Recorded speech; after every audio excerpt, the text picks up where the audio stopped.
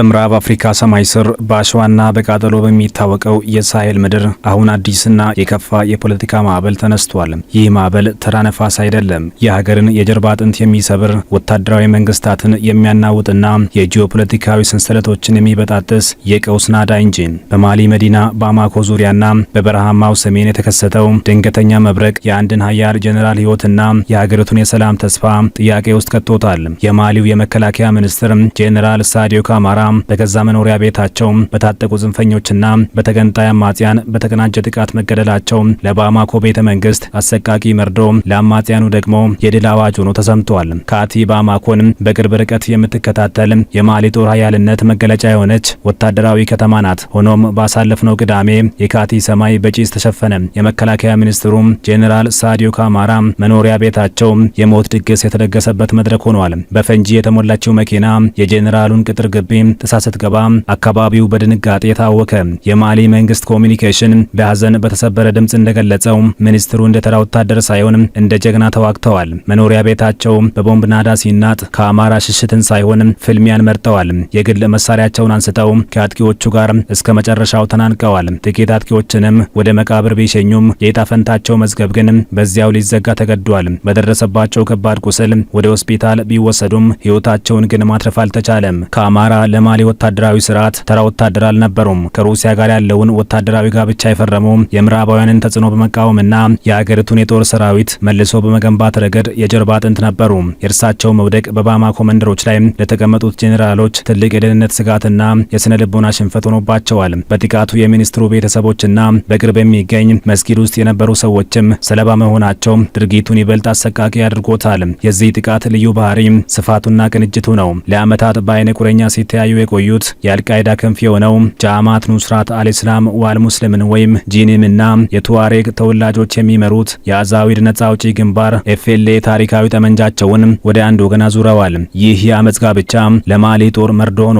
ጥቃቱ በካቴ ብቻ አልተገደበም። ከባማኮ አየር ማረፊያ እስከ ሴቫሬ፣ ከሞፕቲ እስከ ጋኦ ድረስ ማሊ በአንድ ጊዜ በእሳት ተከበበች። ይህ ጥቃት አማጽያኑ ያላቸውን የስለላ መረብ ጥንካሬና የዘመቻ አቅም በግልጽ ያሳየ ነው። አሁን የማሊ የመንግስት ጦር ወዴት እንደሚሮጥና የትኛውን ግንባር እንደሚከላከል ግራ ገብቶታል። በተለይም ጂኒም የተባለው ቡድን በዋና ከተማዋ አቅራቢያ የሚገኙ የነዳጅ ማከማቻዎችንና የትራንስፖርት መስመሮችን በመዝጋት ባማኮን በረሃብና በጨለማ ለመቅጣት የጀመረው ስልት የመንግስትን ህልውና ጥያቄ ውስጥ ከቶታል።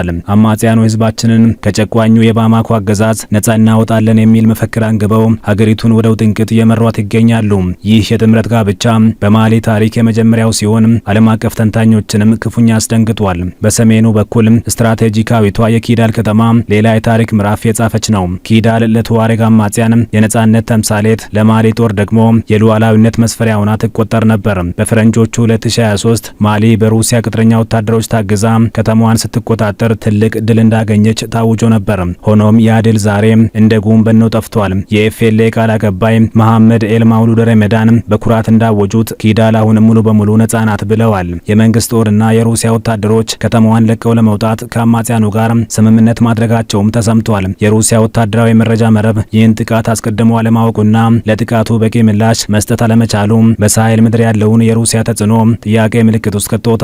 የአካባቢው ተንታኞች እንደሚሉት የኪዳል በኤፍኤልኤ እጅ መውደቅ ለሞስኮ ትልቅ የዲፕሎማሲና የወታደራዊ ሽንፈት ነው። ምዕራባውያንን አስወጥታቸው እኔን ተኩ ያለችው ሩሲያ ዛሬ የስትራቴጂካዊ ከተሞችን ደህንነት ማስጠበቅ ተስኗታል። አማጽያኑ አሁን አይናቸውን ወደ ጋኦና ቲምቡክቱ አማትረዋል። የመጨረሻ ግባችን ሰሜኑን መያዝ ነው ሲሉም ይዝታሉ።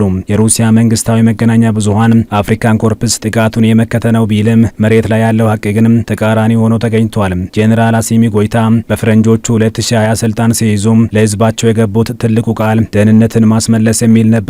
ሆኖም ዛሬ ላይ ማሊ ከዚያ ተስፋ ይልቅ ወደ ባሰ የጨለማ ዘግት ውስጥ ገብታለች። ፈረንሳይንና የተባበሩት መንግስታት የሰላም አስከባሪዎችን ከሀገር ያስወጣው ወታደራዊ መንግስት አሁን በገዛ መዲናው ደጃፍ ላይ የሚፈነዳውን ቦምብ ማቆም አልቻለም። የጎረቤት ሀገራት መሪዎች በተለይም የቡርኪና ፋሶ ፕሬዝዳንት ካፒቴን ኢብራሂም ትራውሬ ጥቃቱን ቢያውዙም በቀጠናው የተመሰረተው የሳሄል ሀገራት ጥምረት አቅሙ የተፈተነ ነው። የምዕራብ አፍሪካ የኢኮኖሚ ማህበረሰብ ኢኮዋስ ጥቃቱን ቢያወግዝም ከጥምረቱ የወጡት እነዚህ ሀገራት ግን ከቀጠናዊ ትብብር ይልቅ ወደ ግላዊ ፍልሚያ ዘንብለዋል። በዚህ መሃል የሰላማዊ ዜጎች ስቃይ በርትቷል። መንግስት በባማኮ የሰዓት እላፊ ገደብ አውጇል። ኬላዎች ተጠናክረዋል። ፍተሻውም በርትቷል ነው የሚባለው። ሆኖም የህዝቡ ስጋት ቀጣዩ ጥቃት የት ይሆን የሚለው ነው። በመንግስት ጦርና በአማጽያን መሃል የሚቀጠቀጠው ምስኪኑ የማሊ ህዝብ የሰላምን አየር ለመተንፈስ የነበረው ተስፋ አሁን እየቀነሰ መጥቷል። ጄኔራል ጎይታ ራሳቸው ለደህንነታቸው ሲሉ ዞር ማለታቸው ስጋቱ እስከምን ድረስ እንደሆነ ማሳያ ነው። ማሊ ዛሬ የቆመችበት ሁኔታ እጅግ አስፈሪ ነው። ሀገሪቱ በታሪኳ አይታው የማታውቀው የተቀናጀ ጥቃት ሰለባ መሆኗ የአማጽያኑ ስትራቴጂካዊ እድገት መገለጫ ነው እየተባለ ይገኛል። የመከላከያ ሚኒስትር ጄኔራል ሳዲዮ ካማራ ሞት ለማሊ ጦር የሞራል ስብራት ነው። ካማራ ለወታደራዊ አገዛዙ ጠንካራ ሰው ተደርገው ይቆጠሩ ስለነበር የእርሳቸው መወገድ በሰራዊቱ ውስጥ የመሪነት ክፍተት ሊፈጥር ይችላል ተብሎ ይፈራል።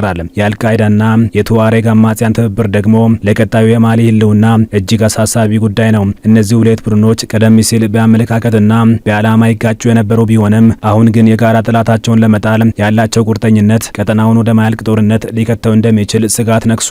ሩሲያ በበኩሏ አፍሪካን ኮርፕስ የተባለውን ኃይሏን በማጠናከርና ለባማኮ መንግስት ተጨማሪ ድጋፍ በመስጠት የበቀል እርምጃ ልትወስድ እንደምትችል ቢገመትም መሬት ላይ ያለው ሀቅ ግን የሽምቅ ተዋጊዎቹን የበላይነት እያሳየ ነው። ተንታኞች እንደሚሉት የማሊው ወታደራዊ መንግስት አሁን ያለው ምርጫ እጅግ ጠባብ ነው። ሩሲያን ይበልጥ ማመን ወይስ ወደ ምዕራባውያኑ ፊትን ማዞር? ሁለቱም መንገዶች የሸዋጥር ናቸው። በሌላ በኩል አማጽያኑ በገጠሩ የማሊ ክፍል ያላቸውን ቁጥጥር በማጠናከር እንዲሁም ከተሞቹን በማፈን መንግስትን ለማንበርከክ እየሰሩ ነው። የካቲው ጥቃት የአንድ ሚኒስትር ሞት ብቻ ሳይሆን የአንድ ወታደራዊ ስርዓት የጸጥታ መዋቅር መፍረስ አዋጅ ነው። የተባበሩት መንግስታት ድርጅት ጥቃቱን ማውገዙን ቀጥሏል። የቀድሞ የአፍሪካ ህብረት ኮሚሽን ሊቀመንበር ሙሳ ፋኪ ማማት በጉዳዩ ላይ ያላቸውን ጥልቅ ስጋት ገልጸዋል። ሆኖም ከውግዘት ባለፈ ማሊን ከስቃይ የሚያውጣት ተግባራዊ መፍትሄ እስካሁን አልታየም። የምዕራባውያን ሀገራት ከማሊ ጋር ያላቸው ግንኙነት የሻከረ በመሆኑ ለወታደራዊ ስርዓቱ እርዳታ ለመጠየቅ የሚያስችል የዲፕሎማሲ መንገድ የለውም። ይህ የፖለቲካ ድርቀትና የወታደራዊ ውጥረት ሀገሪቱን ለጽንፈኞች ምቹ መናኸሪያ አድርጓታል። የካቲው ጥቃትና የሚኒስትሩ መገደል የማሊ መንግስት ሁኔታው ሙሉ በሙሉ በቁጥጥራችን ስር ነው የሚለውን ንግግር ውሸት እንደሆነ ያረጋግጧል። ህዝቡ አሁንም በመንግስት ችሎታ ላይ ጥርጣሬ ያድሮበታል። በባማኮ ጎዳናዎች ላይ የሚታየው የስታይሎች መፈራረቅ መተማመንን ሳይሆን ስጋትንና ሽብርን ያሳብቃል።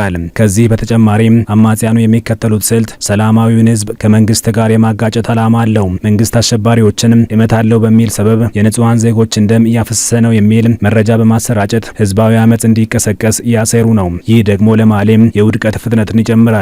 ሩሲያና ምዕራባውያን የአፍሪካ ምድር ላይ የሚያደርጉት የበላይነት ሽኩቻ ማሊን የመሰሉ ሀገራትን ዋጋ ያስከፈላቸው ነው። ሞስኮ በሳሄል ቀጠና ያላትን ተጽዕኖ ለማስፋት የወታደራዊ ስርዓቶችንና መሪዎችን ስትደግፍ፣ ምዕራባውያን ደግሞ ማዕቀብ በመጣልና ግንኙነት በማቋረጥ ምላሽ ሰጥተዋል። በዚህ መሃል ግን ለአሸባሪዎችና ለአማጽያን ሰፊ ሜዳ ተፈጥሮላቸዋል። የሳዲዮ ካማራ ሞት ለሞስኮ ትልቅ መልእክት ነው። የላከቻቸው ቅጥረኛ ወታደሮች የእኛን መሪዎች እንኳ መጠበቅ አይችሉም የሚል ተቃውሞ ከማሊ ህዝብ ውስጥ መነሳቱ አይቀሬ ነው። የኪዳል በታጣቂዎች እጅ መውደቅ ደግሞ የሩሲያን ወታደራዊ ብቃት ትልቅ ጥያቄ ምልክት ውስጥ ከተውታል። አሁን ባለው ሁኔታ የሩሲያ አፍሪካን ኮርፕስ በማሊ ምድር ያለው ህልውና በአማጽያኑ ይሁንታ ላይ የወደቀ ይመስላል። የማሊ ዕጣ ፈንታ ዛሬም በጠመንጃ አፈሙዝ ላይ ተንጠልጥሏል። ማሊ ከሩሲያ ጋር የገባችው ወታደራዊ ውል አሁን ፈተና ላይ ነው። አማጽያኑ ኪዳልን መቆጣጠራቸው ብቻ ሳይሆን የተቀናጀ ጥቃት የመሰንዘር አቅማቸው ማደጉ ምዕራብ አፍሪካን ወደ አዲስና አደገኛ የታሪክ ምዕራፍ እያሸጋገራት እንደሆነ አያጠራጥርም ይላሉ ተንታኞች። ባማኮ አሁንም በጭስና በጭንቀት ውስጥ ናት። የጄኔራሎቹ መንበር ይበልጥ የተናወጠ፣ የአማጽያኑ ድምጽ ደግሞ ከበረሃው ወደ ቤተ መንግስቱ እየተቃረበ ነው። ማሊ ከዚህ የቀውስ አዙሪት ውስጥ እንዴት ትወጣ ይሆን? ወታደራዊ መንግስት አዲስ ስልት ይቀይር ይሆን ወይስ የሳሄል ምድር የአሸባሪዎችና የተገንጣይ አማጽያን የመጫወቻ ሜዳ ሆና ትቀጥላለች? የሚሉት ጊዜ የሚመልሳቸው ጥያቄዎች ቢሆኑም የዛሬዋ ማሊ ግን በለቅሶና በዋይታ ውስጥ ትገኛለች። የሳዲዮ ካማራ ሞት የአንድ ግለሰብ ማለፍ ብቻ ሳይሆን የአንድ ሀገር ሰላም የመፍረሱ የመጀመሪያ ምልክት ሊሆን እንደሚችል ታዛቢዎች ስጋታቸውን ይገልጻሉ።